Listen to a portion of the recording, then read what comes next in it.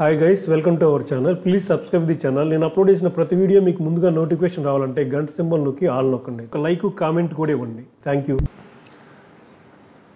Hi guys, ఈరోజు మనం chicken haleem ఎలా తయారు చేస్తారో చూద్దాం. ఒక కడాయిలో, పెద్ద కడాయిలో మసాలా వాటర్, అందులో ఆయిల్ ఉంటుంది, నెయ్యి ఉంటుంది, ఇంకా మసాలా సంబంధించిన అన్నీ కూడా వేసిన తర్వాత బాగా అందులో చికెన్ని బాగా ఉడకబెడతారు. దాదాపు 7 గంటల పాటు చికెన్ ఉడికిద్ది అనమాట. మెత్తగా ఉడికిన తర్వాత ఇలా ఉడికిద్ది అనమాట. చికెన్ చాలా మెత్తగా ఉడికిద్ది అనమాట. దాన్ని దంచుతారు. బాగా దంచిన తర్వాత ఎముకలన్నీ వేరు చేస్తారు. ఎముకలను పక్కన పెడతారు. దంచిన తర్వాత ఎముకలన్నీ ఏరి పక్కన పెట్టేస్తారనమాట. ఒక్క ఎముక కూడా ఉంచారు అనమాట. మెత్తగా ఓన్లీ కండ ఉండేటట్టు చూస్తారనమాట. అసలు ఎముకలు లేకుండా చేస్తారు.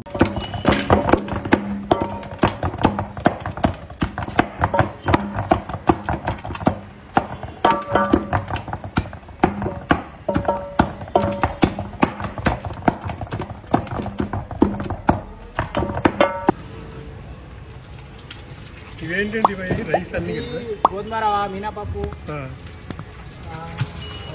ఏం పప్పు అంటారు అది? పెసరపప్పు, గోధుమ రవ్వ, మినపప్పు, పెసరపప్పు. తర్వాత ఈ మసాలా వాటర్లో మినపప్పు, కందిపప్పు, పెసరపప్పు, గోధుమ రవ్వ, ఇంకా ఓట్స్ కలుపుతారు కొంతమంది. ఇవన్నీ ఆల్రెడీ ఇది దాదాపుగా ఒక 4-5 గంటలు నానబెడతారు వాటిని. దాన్ని తీసుకొచ్చి మళ్ళీ మసాలా వాటర్లు వేసి మళ్ళీ ఉడకబెడతారు.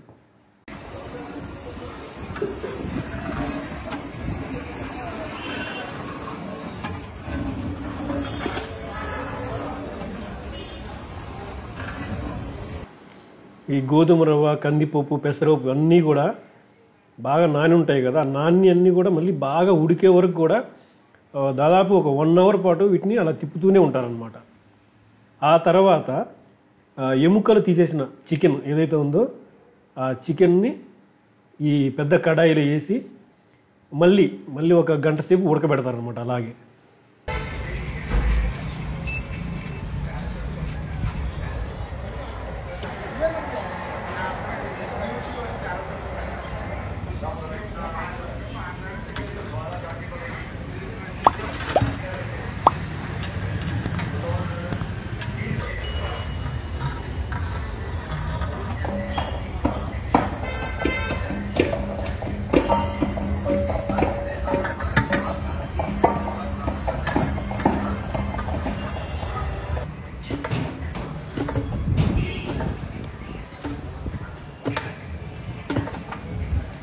ఒక ప్రత్యేకమైన తెడ్డు తీసుకొని ఇంకా ఉడికే చికెన్ని అంతకుముందు కలుపుకున్న గోధుమ రవ్వ, కందిపప్పు, పెసరపప్పు అన్నిటినీ కలిపి ఒక 2-3 అవర్స్ అలా దంచుతూనే ఉంటారనమాట.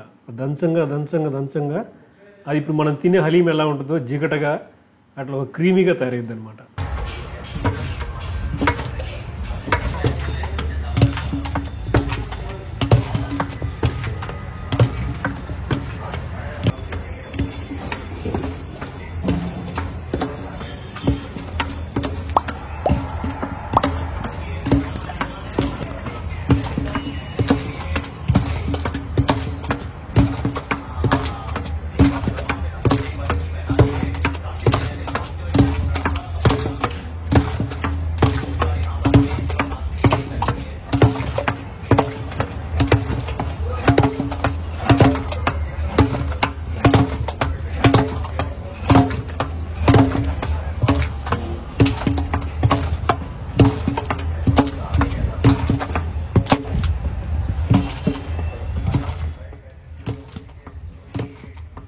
ఈ హలీం సెంటరు హైదరాబాద్లో మణికొండ దగ్గర చింత చెట్టు అని ఒక సెంటర్ ఉంది. ఆ చింత చెట్టు పక్కనే ఉంటుంది. ఇది చికెన్ హలీం చాలా టేస్టీగా ఉంటుంది. Thank you friends, thank you for watching. మళ్ళీ మరొక వీడియోలో మళ్ళీ కలుద్దాం.